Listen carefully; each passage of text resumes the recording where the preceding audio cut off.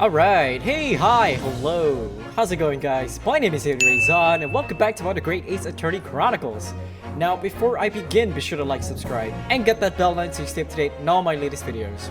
So, last we left off, I think we kind of called out... No, what we did was we convinced the jury that they, kind of like put the benefit of the doubt into what's going on, and 4 of them agreed, so now we kind of tipped the balance back into our favor for now. So the trial can continue and we can try and find out more about what's going on. We tossed around a couple of ideas here and there, but nothing stuck so far. And right now, basically what's going on is that there is a possibility that there's a 5th member in the carriage. There's a 3rd member in the carriage, inside the carriage to be specific. But now the argument was that the people at the top who believed that McGilded did it could not have seen the other guy because he was sitting right below them, so he was out of the view of them. So now the question is whether we have an idea of who it was, and honestly I don't have an idea, so I'm just gonna say no. I have literally no idea. But as a proud citizen of Japanese Empire, you will look to the sky and walk on, making sure all signs of tears are gone. Go on. This isn't just a case of going on, Mrs. Sato. Alright then, I'll go on. The defense would like to put forward a name. What? You are a fool. That response was a desperate attempt by a man who has no notion of his own limitations. A toast to hard lessons not yet learned. Did you break that glass? Let us not delay, counsel. The defense is still to name the passenger in the other seat. This could be it. This could be the chance I've been waiting for to turn the trial in my favor. On that night, on the night of the murder, the person occupying the seat in the omnibus cabin that was obscured from view was...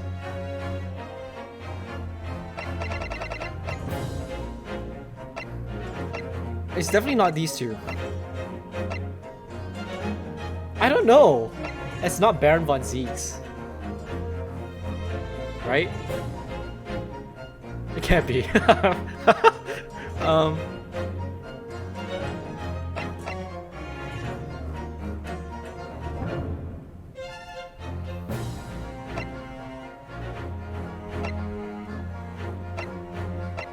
don't know. I really don't know. Can I look at my evidence or something? I can't.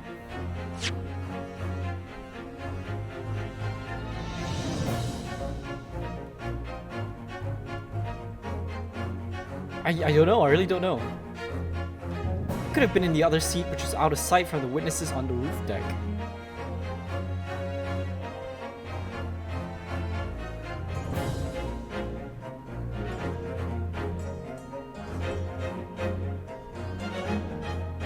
I don't know. Okay, these two are definitely not there. They were up there. This guy was driving the thing. I don't think Baroque, Mail and Susato were involved. It's either McGilded or Thrice-Faced Mason. I have no freaking clue. Occupying the seat in the omnibus cabin that was secured for view was... I don't know! Thrice-Fired Mason, maybe? Magnus McGilded?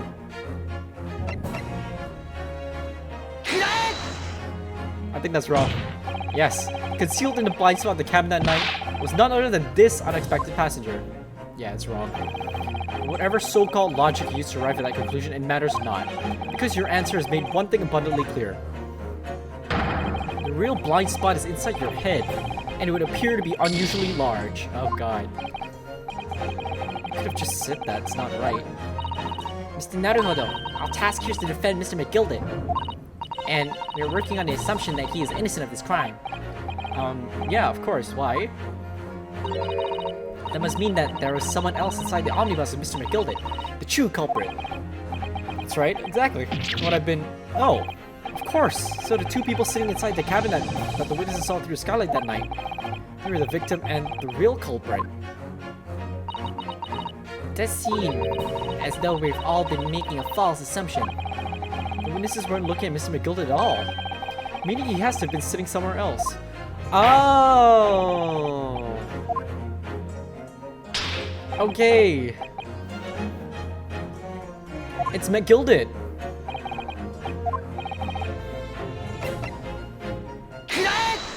He was sitting there because then they would not have seen him.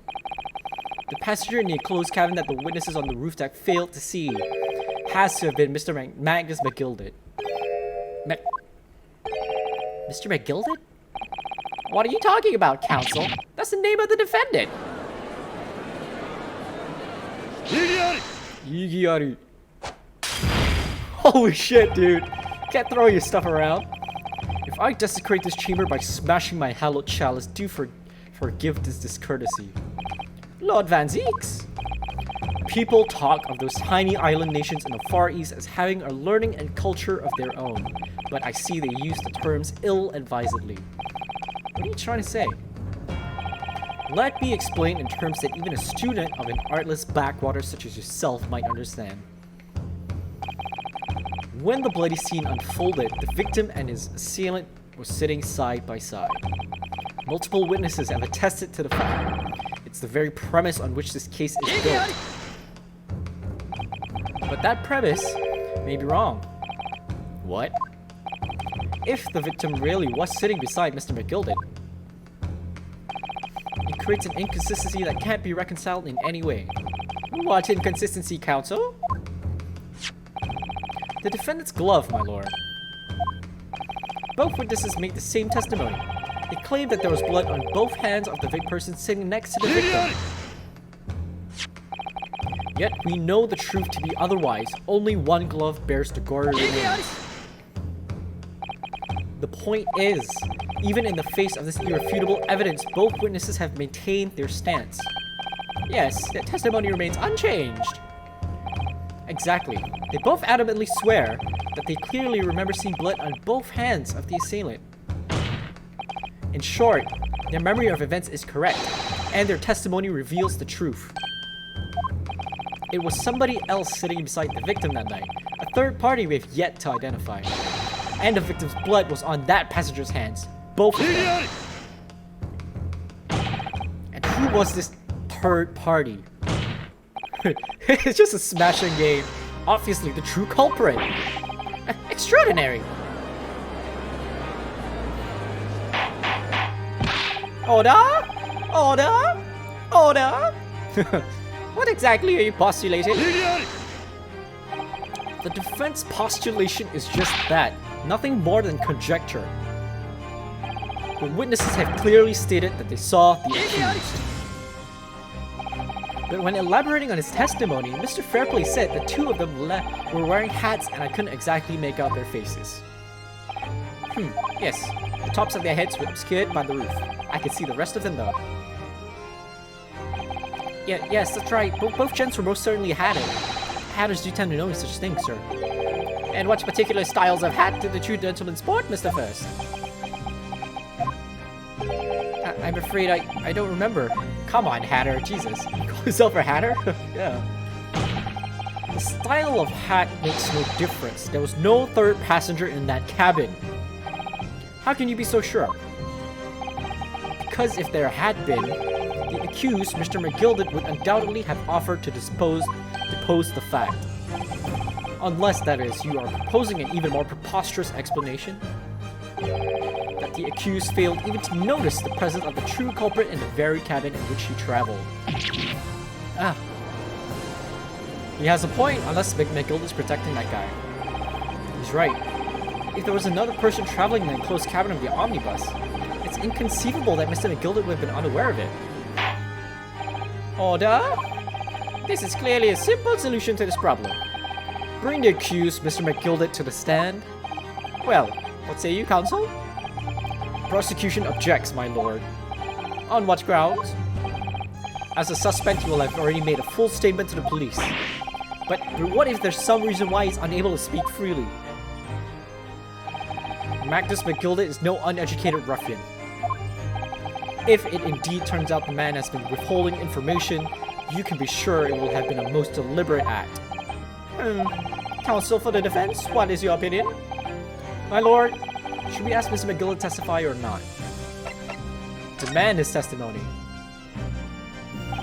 Yes, we need to hear what he has to say in order to find out the truth. The defense would like to call Mr. McGill to the stand. In that case, I would like to hear the opinion of the jury. Yes, I need a little time to consider this.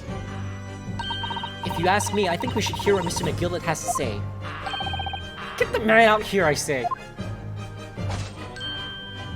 It would be utterly illogical not to hear his testimony. Somebody needs to get it done. That's how I run things up the world. Hearing what the patron of my favorite little park has to say? Oh yes, that would be lovely. Yes, the jury says the man must be heard.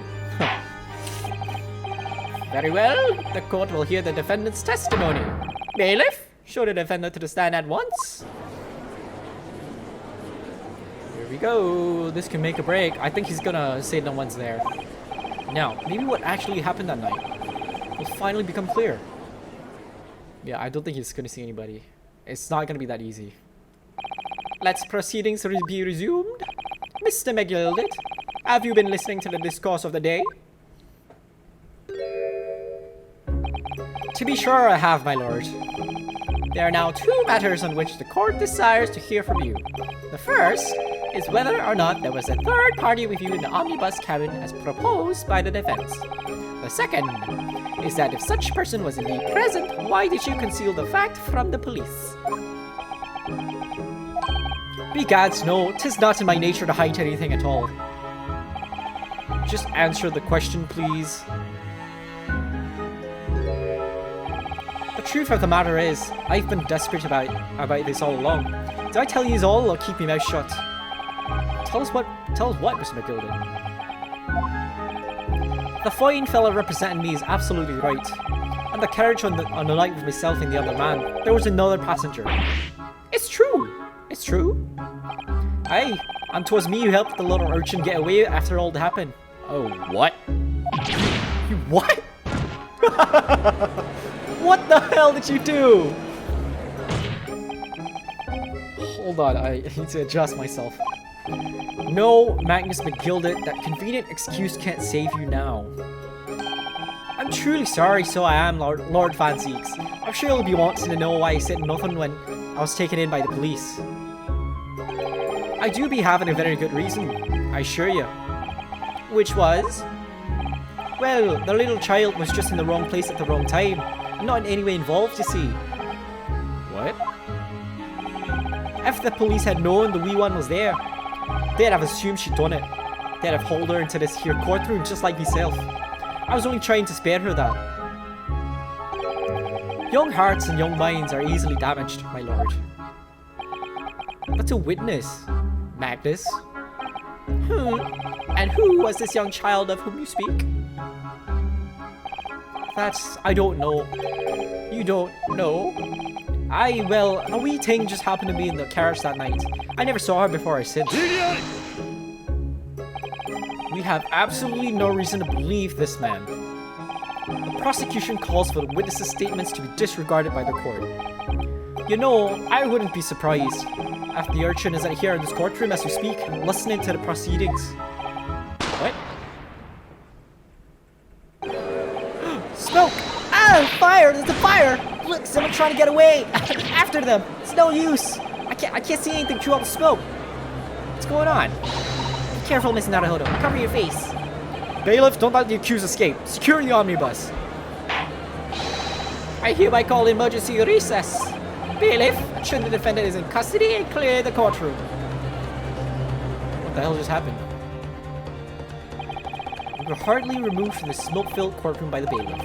Amid scenes of chaos as people stumbled over one another in the desperation to flee the chamber. We had no idea what was happening. All we knew was that, for the time being at least, the trial was suspended. To be continued. Boom boom.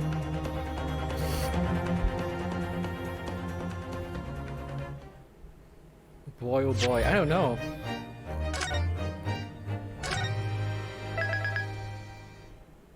This is a tough one. I mean, so far I don't have all the information yet, so we'll see.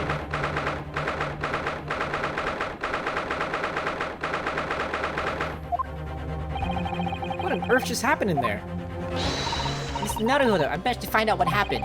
Mr. Sato, I was told that an advanced form of smoke grenade, a type of exploding device that releases smoke. smoke grenade? It sounds like the sort of thing ninjas use. Just making sure everything is safe now. I think the trial will start again before long. But who would have done something like that? The police managed to catch someone who's trying to flee the courtroom, apparently. Flee the courtroom? Why? Well, it's a young girl. It's something around 15, I hear. A young girl? Then could it be the other passenger Mr. McGilda was just talking about? My thoughts exactly. So he wasn't lying. Oh, what's become Mr. McGilda, actually? There's so many things I need to ask him about. But he's not here. I think he was summoned to the prosecutor's antechamber to answer questions, along with the young girl. Who is she, I wonder? What was she even doing here at the trial? She was taking a huge risk and for what possible benefit to herself. There's another matter that's troubling me. What's that? The 20 pence. Huh? Oh, According to the coachman, Mr. Beppo, he took 4 passengers that night at a fare of 5 pence each. That comes to a total of 20 pence exactly. But now it seems there are in fact 5 passengers, which means the figures don't seem to add up again. She's right. That is strange. Counsel for the defense, kindly proceed into the courtroom. The trial will recommence in 5 minutes. Oh, thank you, officer. We'll go in straight away. Well, whoever she is, I imagine this young girl will be asked to take the stand and testify now. I really can't imagine what she's going to say, but it could alter the whole direction of the trial. We'll know soon enough, Mrs. Sato. Yeah. Okay. Well, maybe she can like, you know, say McGilda didn't do it. Unless she wasn't aware as well. But if she was... Oh, wait. Maybe she was sitting next to McGilda. That's why you couldn't see her. Wait. Then there'll be 6 passengers.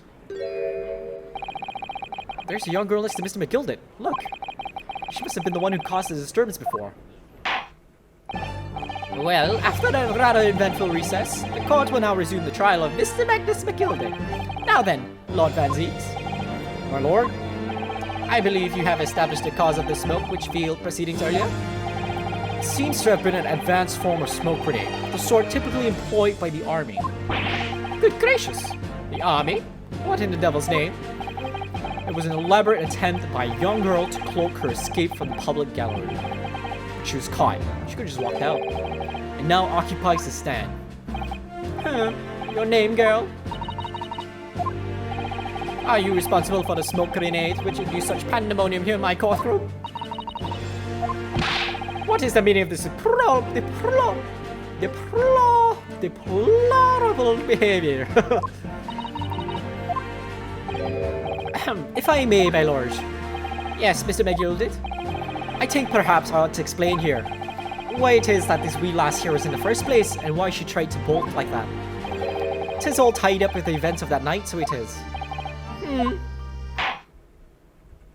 Very well, Mr. McGilda. Give your testimony. You will explain to the court exactly how this young woman is involved in the case. Just what did happen that night? It's not like a defense lawyer needs that information or anything. Witness testimony. Do I have to press it? Young girl. On the night in question, I took the back seat in the omnibus and promptly nodded off. Then begore, a loud thud and a wee scream woke me up with a fair start. There was a fellow collapsed on the floor at my feet, so I sat him up on the seat across from me. Then I turned to find out where that scream had come from. Bless my soul, what did I find? There was a child in there, all curled up in a ball, hiding her wee self away. I thought the scream came from the... What's that guy's name again? Lady First. I remain somewhat baffled, I confess, but from what I gather, on the night in question, this young girl was indeed riding in the omnibus. Is that correct? 'Tis exactly as the defense counsel said. Tis Laz was the 5th passenger, my lord. Pop, pop. Very well. The defense may now cross-examine the witnesses. Are you ready, counsel? Why have to cross-examine my own witness? Or rather, no. I have no idea where to start. Wanna give me some tips? Alrighty. On the night in question, I took the back seat in the omnibus and promptly nodded. And when you first got onto the omnibus, were there any other passengers already on board? There were not. The cabin was empty and there were no one on the roof deck either. You were the first passenger, as it were? I see. Aye, and that's why I took the back seat as I did. 'Tis the most comfortable, so it is. Could you explain exactly what you mean by the back seat? By all means, 'tis how you already described it earlier. I'm talking about the seat opposite the one in which the poor gentleman who stopped was sitting. Like I said, 'tis the most comfortable and where I feel most at ease. And of course, I enjoy gazing through the skylight from time to time as well. Actually, Bagor is an Irish. I'm giving it a Scottish accent. Then Bagor, a loud thud and a wee scream woke me up with a fair start. A loud thud, you say? And a scream? Aye, that's right. How can I explain it? 'Twas like the sound of someone falling to the ground. That sort of noise. So you think it was the sound of Mr. Mason falling to the floor having been stabbed? Well now, you'll remember I was asleep at the time, so I wouldn't like to say. And when the sound woke me up, I opened my eyes. There wasn't a soul to be seen in the carriage but the fellow on the floor. Huh, you didn't see anyone? But at the same moment you did hear a scream. Ah, from the seat above you on the roof deck, I presume. Not above me, no, my lord. 'Twas from inside the cabin. But I wasn't alone altogether thinking about the scream. No, I was too stunned by the desperate sight before my eyes. Okay. You set him up? The victim, you mean? That I did. On the seat across from me, as I said. I could plainly see the poor devil's already gone. And you wouldn't leave a dead man just lying on the floor now, would you? 'Tis common courtesy, so it is. I find that a little hard to believe. Ara? That's a Japanese word. Ara? Oh, Lord Van Zeeks, now why would that be? You wake to find a man lying dead at your feet in a carriage. Any normal person would hail the cabman. Any upstanding member of London society, that is. Well now, as you know, I'm in something of a special line of business. The business of lending money at exorbitant rates of interest. Unfortunately, my lord, not everyone's thankful for the help I offer them. Some would even see me dead. So I do try, where at all possible, to avoid getting myself in a tangle of trouble. Are you suggesting you're just gonna leave the man there? Heavens alive, no! I was always intending to report it, so I was. Only I had a mind to find out why the whys and wherefores first. The whys and wherefores? Right, you are. There were some details I wanted to understand before anyone else get to meddling. That wee scream I heard, for example. Wouldn't your good self do just the same? Huh. Yeah, the scream says he heard at the same time as the thud of the victim collapsing. Maybe he stabbed himself. Then I turned to find out where that scream had come from. And bless my soul, what did I find? Oh shit.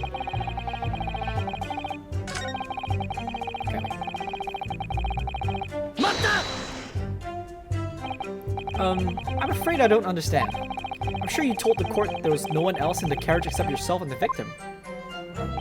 So I did, sir. So I did. As far as I could see that as... What do you mean by that? Well now, it's just a queer thing.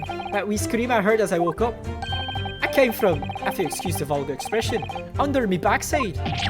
Good gracious. Under your backside? And when I lifted the seat on which I'd been sitting, I found there was a wee cubbyhole there for storage. Mr. Naruhodo, we can examine the omnibus yourselves, remember? Yes, of course. The whole bus is submitted as evidence. This would be a very good time to have a thorough look around inside.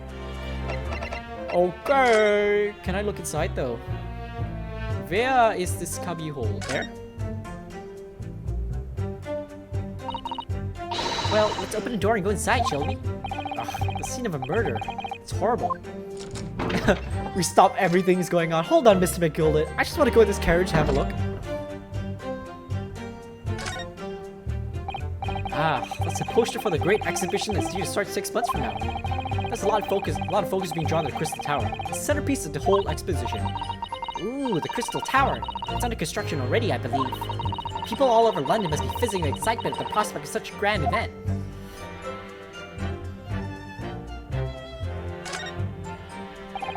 This seat has a handle, it seems.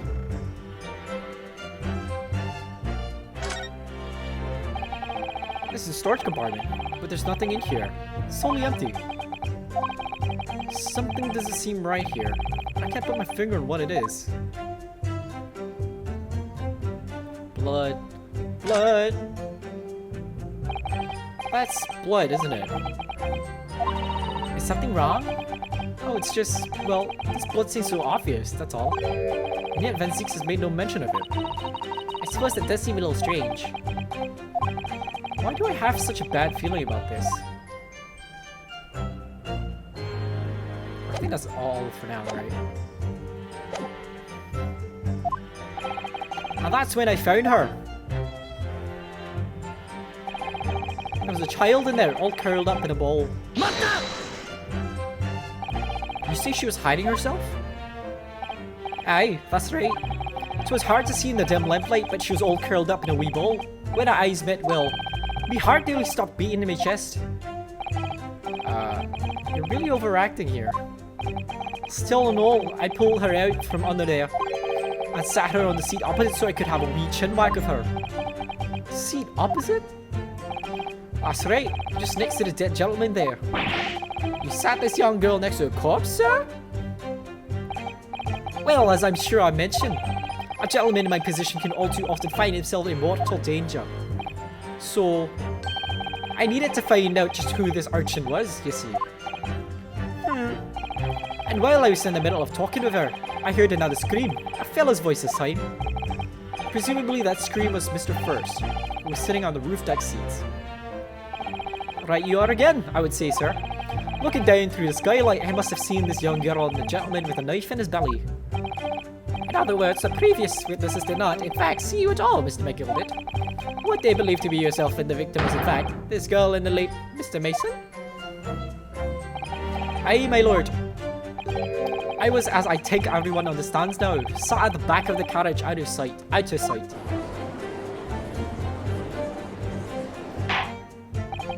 It is certainly plausible. The defendant is somewhat diminutive in stature, and readily confused perhaps with this young girl. After that, of course, with the scream from the gentleman over us, the driver realized something was wrong and pulled up the horses. Thank you, I've heard enough. It's kind of suspicious. The events as explained are clear in my mind. However, at least one conundrum remains. Conundrum. Who is this girl? Her name is Gina Lestrade. Oh! Lestrade. That is the detective in the Sherlock Holmes books.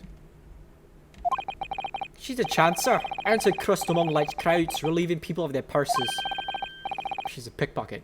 It's commonly called a pickpocket. What? This girl here? A petty thief? Lestrade in the book was a detective, though. Order? Order? Is this true, Miss Lestrade? Miss Lestrade, you will answer the question. Ow! How dare you? What is the meaning of this? She ran away. Ah! The girl! She's gone! Open your eyes! I'm over here. Good gracious, how? What's the point of that little sidestep? I know what you lot are thinking. Grown-ups are all the same. This dirty little dipper, you'll say, slipped up and got caught out on the job. She got herself backed into a corner, so she knifed the gent. Go on, that's what's in your heads, innit? Oh wait, that's what's in your heads, innit? No, not at all. It's a court of law. We're here to determine the truth, not cast. Oh yeah!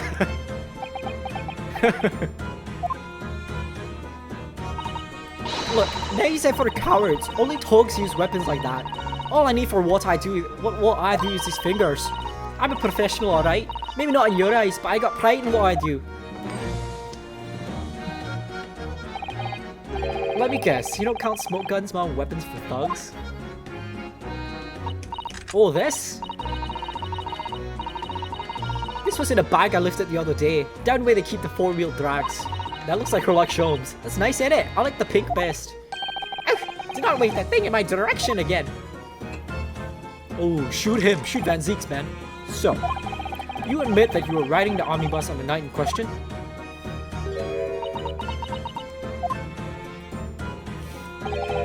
Tis alright, lass. You can tell them the truth now. Alright, yeah. It's just like the Irishman said. The court accepts this girl, Miss Gina Lestrade, as a valid and significant witness in this case. Accordingly, young lady, we will now hear your testimony, if you please. You will tell the court exactly what had happened in an omnibus on the night in question. Alright, if I have to. I feel like I'm giving her the wrong accent. I think what they meant for her to have is like an East Londoner accent. Alright, bruv, you know, that kind of one. Your money or your life, that kind of thing. So I snuck inside the carriage before they hooked up the horses, just like always. But it was a right old waste of time. I got nothing to show for me troubles that night. I'll tell ya, you can't see a blind thing in that hiding place. Let's pitch him there. Then after a while, I hear this loud bang. Nearly jumped out of my skin, I did. And the scream just came out. That's because of that, this swell found me. Ended up be get away mine. So she didn't see anything either. Yes, he'd let you go. I fail to understand why you would let this street urchin go, Mr. McGilded. Oh, 'tis simplicity itself, my lord. You see, she couldn't possibly have killed the other passenger. I knew that for a fact. How? She's under his butt. Naruhodo, keep up. As I'm sure I said before, sir.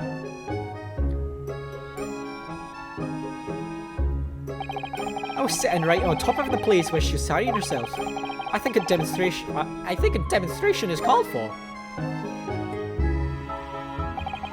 This is where I sat that night, and the cubbyhole of which you have spoken is underneath the seat, I presume.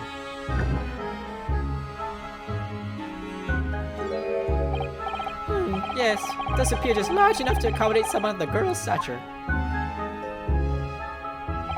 Aye, but of course, the wee lass was stuck in there, because I perched myself on the seat for the duration.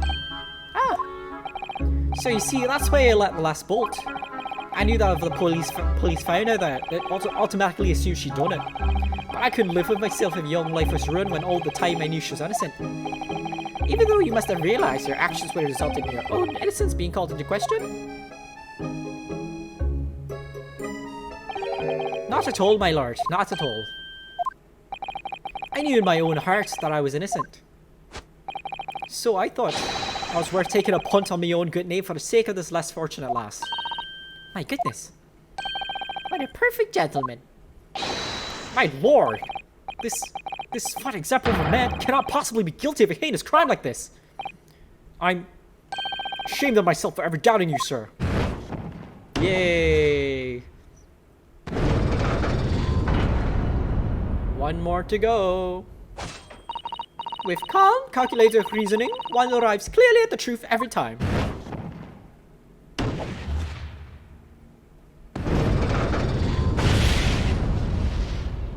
So this whole trial stopped now that they're innocent? Saints alive! All 6 members of the jury consensual and they're leaning to a verdict of not guilty? Mr. Naruhodo, this... well, it must mean what? Oh, it must mean what? That we're victorious! I don't think it's that easy. We've won? Are you sure?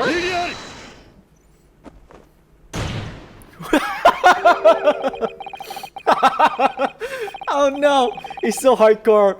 It's like he's so angry he doesn't even like slam the table with his hands anymore. It's like, ugh, with his foot. It's the sight of my iron-hued Wellington offense. Pray do forgive the discourtesy.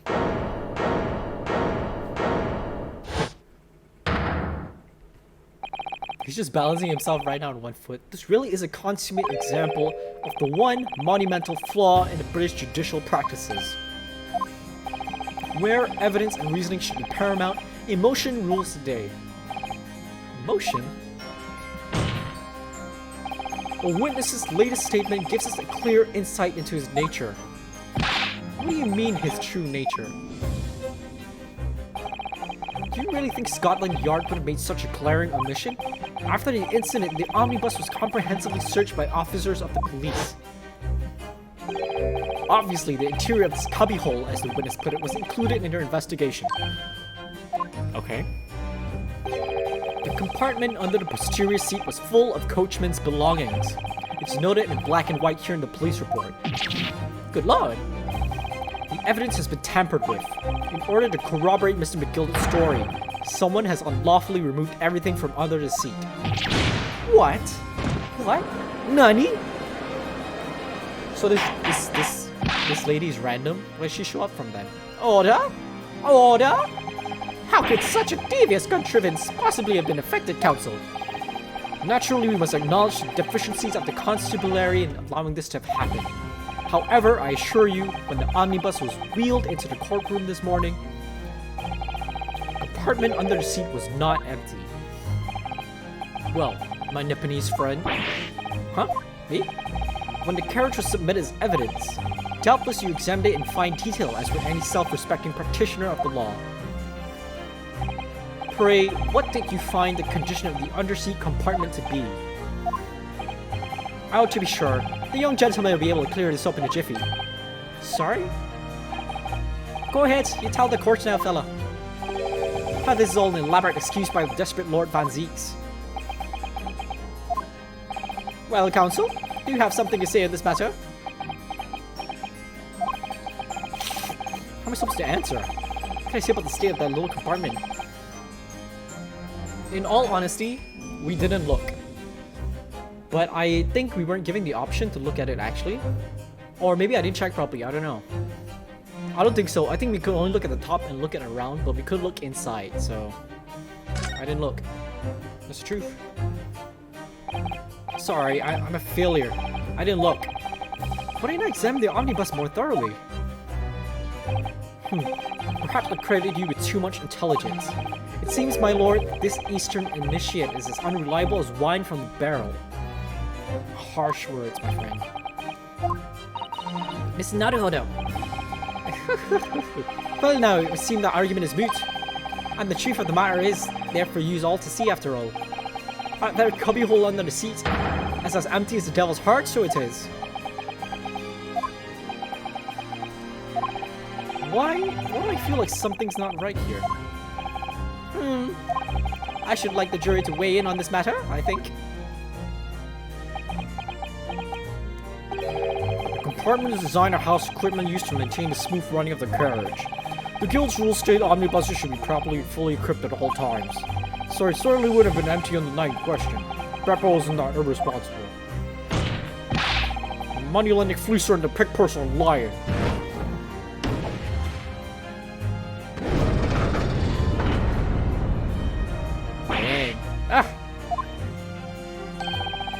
I can't believe I was nearly taken in. Stinking rich always stinkers. Nothing but cowards, the lot of them. What? Oh no. It's a trick. Of course it's a trick.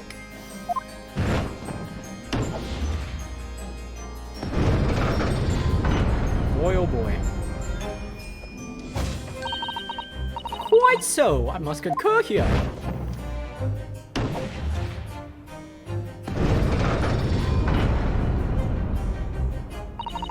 With calm, calculated reasoning, one arrives clearly at the truth every time.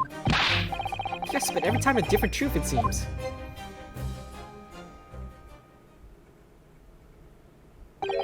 My lord, I humbly exhibit the scales of justice. Clearly, a verdict of not guilty at this time would be wholly inappropriate. Okay, you know what? I think I'm gonna leave this episode here. I kind of knew I kind of knew back and forth that it wouldn't end so easily. But it kind of seems like Lestrade doesn't really have anything good to give as well. Because she's hiding in a cubbyhole, she couldn't have seen anything. And I kind of like starting to suss McGilded a little bit more now. But I don't know, I'm defending him, right? Usually we always defend the right person, right? I don't know. We'll see what happens in the next episode. Maybe we'll find out more, or maybe the next couple episodes it'll be more clearer. But for now, if you like what you see and you like what you hear, be sure to like, subscribe, and get that bell on so you stay up to date on all my latest videos. As always, be safe, take care, and I'll see you when I see you. Peace!